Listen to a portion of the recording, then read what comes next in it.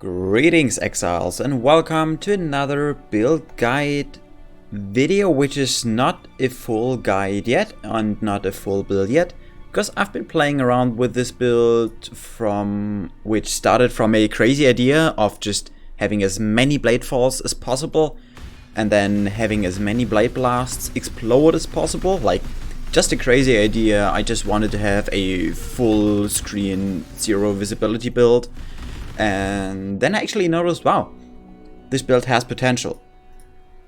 But I didn't get into the full endgame yet. I am currently playing at Awakening level 7, tier 14 plus maps, and the map clear itself is pretty nice, but yeah, single target isn't there yet. Like, you can clear everything, but fighting against the hardest conquerors is actually a little bit tough, but yeah. First of all, I played this build, or I started this build about 5 days ago on stream. I theory crafted it on stream and then I tried it out. Leveling was super smooth. I really love this build. Like, this is one of my most favorite builds ever that I have ever played. But during playing this build, I actually got sick. By sick, I am not talking about sick how everybody thinks. What sick means, if you're talking about being sick these days. And I didn't get sick because of the build, but because of something else. But that's not the point of the video. So I stopped playing this build and then I picked it up today again because I'm feeling a little bit better. And yeah, I want to bring this video a lot sooner, but yeah, here it is. My Blade Blast, double dual wielding Poet's Pen, and double Spellslinger, Bladefall, Blade Blast, full conversion Inquisitor. I still have to figure out a shorter name for that, but yeah, let's get into this map. It's a, as I said, I'm at Awakening 7. It's a tier 14 map, monster level 81. And let's just see how that build clears. Oh, I procced influence. I actually didn't mean to proc influence. Oh my goodness. I didn't mean to proc influence in this sector, but yeah. But I had the upper hand. I'm not going to worry about these dudes real quick. But yeah, you can already see that the clear speed itself is not bad. Like, you kill pretty much everything as it gets close. And yeah, which is also the pretty much biggest positive about this build in my opinion. Like, the clear speed is good. I'm currently on maybe like 90 to 100 chaos equipment and I'm clearing tier 14, so that's nice, I guess. And I just saw that I got the wrong filter on, I believe. Never mind. So I'm going to clear a little bit. I hope I can explain a little bit while I'm clearing the map. So yeah, the strong RE is by far the strongest thing about this build. Another thing is that it's actually really fun to play. Like, you have all these bladefalls coming down and then everything explodes from the blade blasts. And I actually also have the green MTX for my Herald of Ash, which just fits in perfectly into this build, into this current skill setup. Oh, that's a Beyond boss in Delirium. There you go. Gotta stop the Delirium here real quick. And yeah, the damage potential of this build is extremely high, especially in zones where the blade blasts overlap. So the build actually has a lot of damage and it looks cool, which brings me to my first and the biggest weakness, which is actually the only weakness that I have or that I yet found on this build, is that you can't see crap. Like, once you get going against tough enemies, there's no way that you're going to evade all the mechanics. Like, all the best boss mechanics, because you can't see anything. And that's the biggest drawback. I'm currently at around 7,000 combined life and energy shield with strong regen for both of them. Like, I'm leeching life and energy shield, and I'm regening a lot of life and energy shield. But yeah, the problem with the build is that you sometimes get one-shot by something that you can't see. Because it's just... yeah, your bladefall is all over the screen. So that's the biggest drawback in this build so far. And this is why I also failed one Conqueror on it. Because as soon as you start attacking, you don't see the mechanics. And some mechanics can actually one-shot you. So yeah, if you're not patient. So I wasn't patient. I didn't wait out certain mechanics to find my damage windows. And this is why I failed a Conqueror. But yeah, the playstyle is... who the hell are you? Xandro Blood Drinker, okay. Playstyle is super easy. Everything gets procced by on its own, so you only have to use your frenzy. Like, I'm just holding my right click here, that's everything I'm doing. So, yeah. Super easy to play, super easy to pick up. There's nothing you actually have to look out for. But, yeah.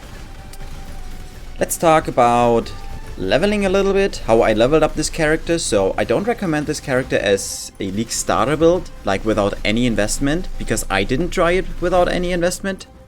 I had my Poet's Pen from the beginning and a Six-Link from the beginning on, so I don't know how it performs without Poet's Pen, I don't know how it performs without Six-Link.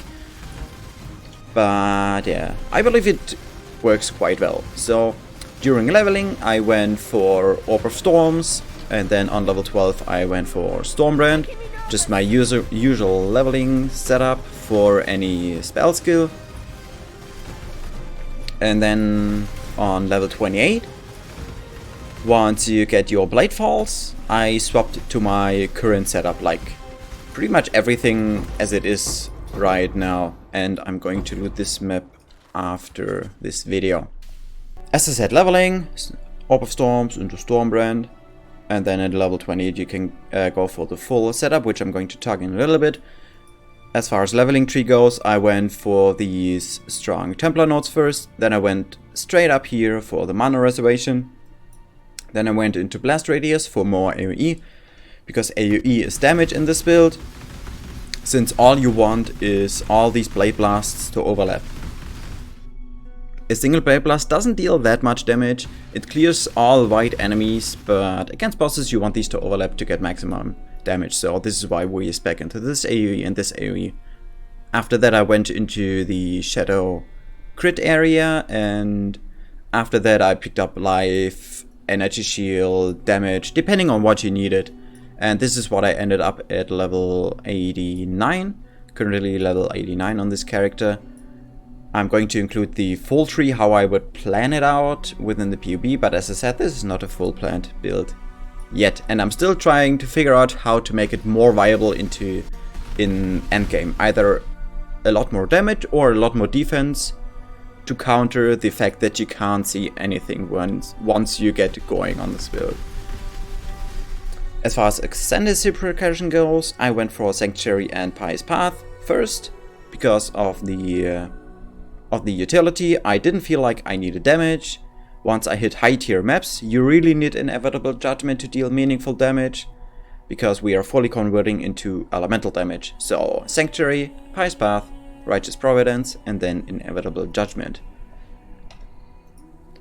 And I just said that I have full conversion, which means we are converting all our physical damage, which is all our Blade Blast damage, into elemental damage. We achieve this by wearing Hrimburn. You can also wear Hrimsorrows, which is the lower kind of version of these gloves, but I went for Hrimburn because I also want the Ignite. Your cold damage can ignite.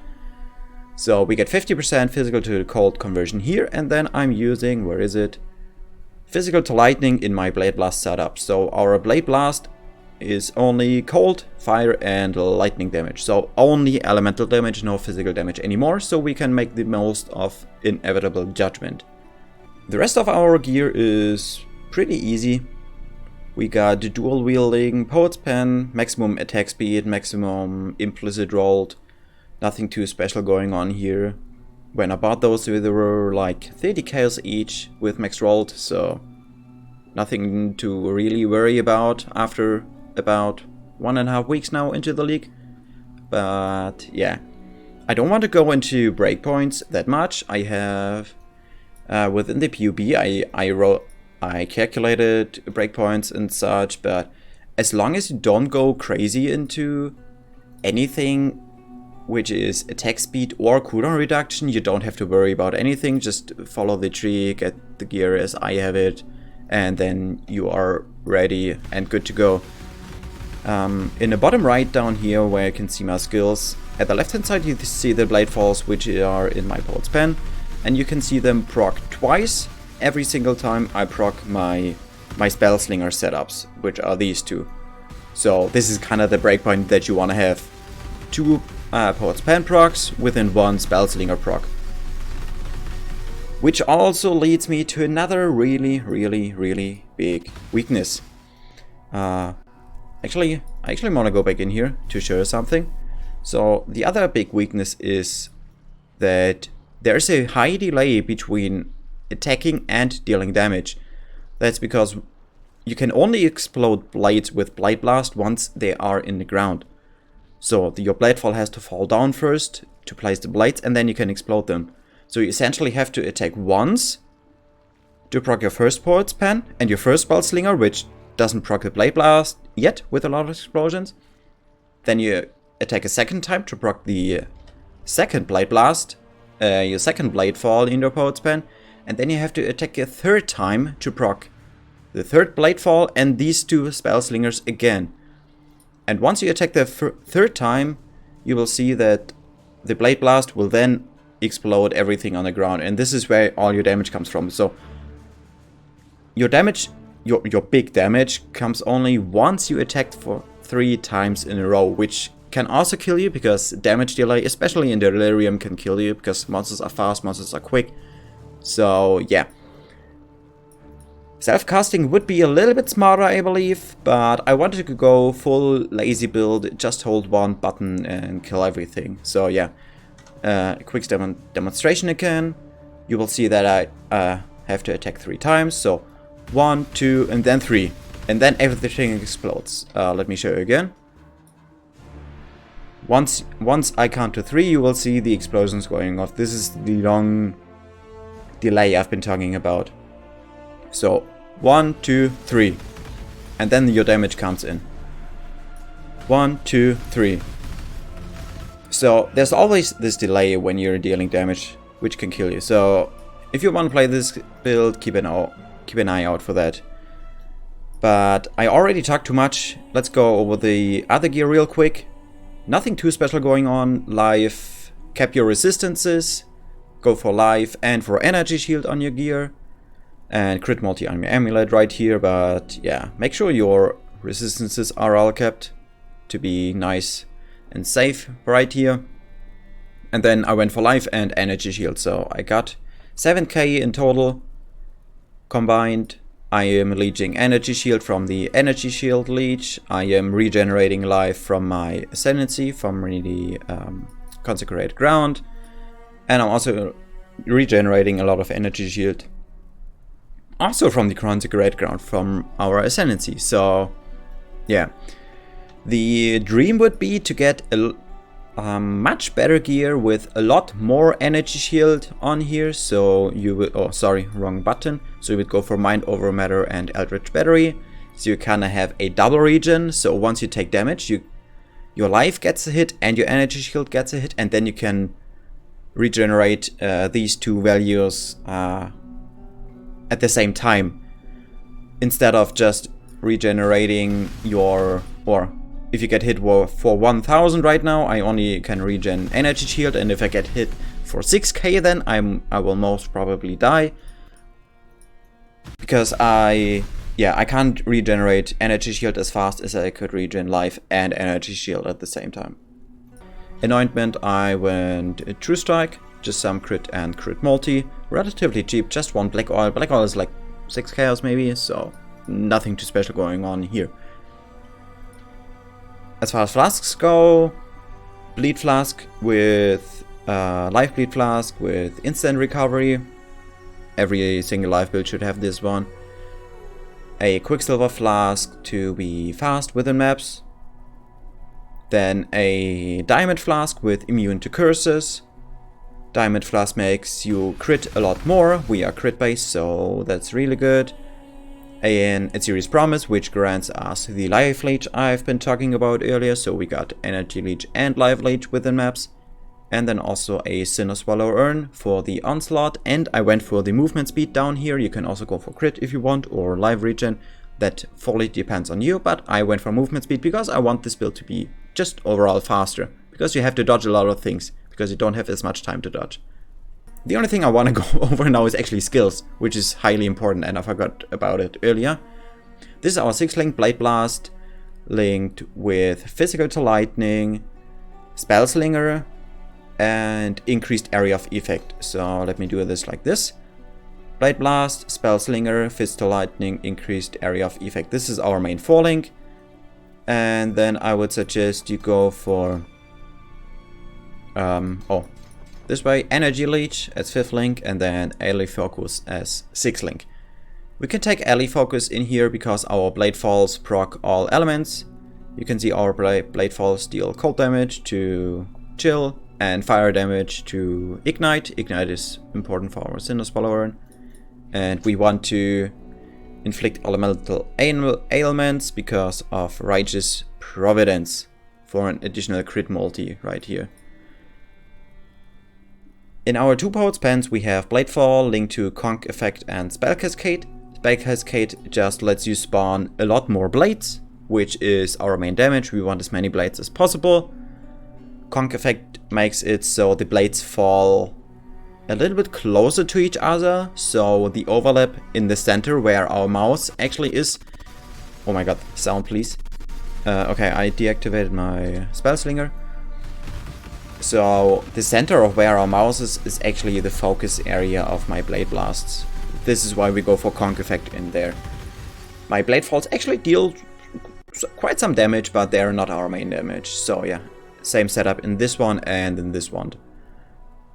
The other Bladefall setup, which is a Spellslinger setup, is up here. Bladefall, Spellslinger, Spell Cascade. Spell Cascade, again, we want as many blades as possible. We don't need Conk Effect right here, because we want some blades to be at the edges, so our overall map clear is a little bit better. Then also in our helm we have a Herald of Ash.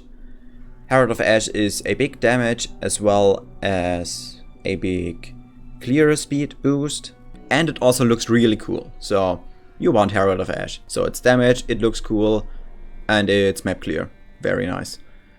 Other than that, in our gloves we have a Frenzy setup, which is our attack skill, like a small green protector, which grants you frenzy charges and has a lot of base attack speed and attack speed multiplier, which we want in this build because the more we attack, the more Poet's Pen procs we get, the more Bladefalls we get, the more blades we get, the more Blade Blast procs we get. So yeah, Frenzy with Curse and Hit Assassin's Mark. Assassin's Mark increases our crit, essentially because only our crits deal meaningful damage in this build. And then also Calling Strike against bosses, so you can execute bosses that are lower than 10% health. Down here in our boots we got a Steel Skin cast when damage taken. You want everything on max level. And then in my boots I have a Flame Dash with an Arcane Surge level 6. So every time I Flame Dash I get my Arcane Surge buff, which grants us some mana regen, which is not really necessary, but we also get the more spell damage, which we want. We want to deal more damage, and yeah, oh my god. As soon as I cast, the game just says, nope, sound is no more. I don't have any meaningful enchants, like these are enchants that I just hit while leveling, just while clearing the labs, so nothing too special. Oh yeah, and Flask. If I would fight against Cyrus or a Conqueror, I would swap out my Quicksilver Flask for a Taste of Fate, which grants us more damage and more defense. But yeah, only for the big bosses where you would like to prepare. And now last but not least, Pantheon. I do not have them completed yet because, as I said, level 89. I'm still trying to figure out where I want to go with this build. But I would suggest Brine King as Major, because once you get stunned, and that can actually happen because you have the delay between standing still and being able to deal damage, so you can get stunned. So you want Brine King here. And as minor, I actually went for Tukohama because you really want to be stationary. You want to try to face tank some stuff, because otherwise you're not going to deal damage in this build, which is a huge drawback, but Tukohama helps us a little bit. If you don't want that, you can also go for Garukan for some evade once you get really hit, or hit by a savage hit. Savage hit is 35% or more of your life. And if you complete this Pantheon, also the movement speed is really, really nice. Okay, I believe I covered everything. This video is way too long. I'm really, really sorry for that. I'm not that good yet. I just have like this small script here. I'm trying to speak a little bit more freely, to be a little bit more inviting, but yeah. If you have any questions, you can ask them down below, but as I said, this is not a full-blown super mega late game character yet. My gems are level 19, not even with quality. Only my Blade Blast has quality, but it's only level 18 as well. So yeah, still a lot of damage to pick up, still a lot of level ups to get. I'm probably going for Jewel Sockets next on the passive tree to get some versatile stats. And yeah, but that's it from me. Thank you very much for watching. Any questions, post them down in the comments below. I will be streaming in the next days again once I'm feeling well enough to be on stream. But yeah, thank you very much for watching, and also really thank you very much for all your support over the last days and weeks. It really means a lot. Like every nice comment, every question really means a lot to me, so thank you very much for that. And don't forget to like and subscribe and follow my Twitch. Link is also down in the video description. But that's it for me for now. Thank you very much for watching. I am Jay, and I'm out.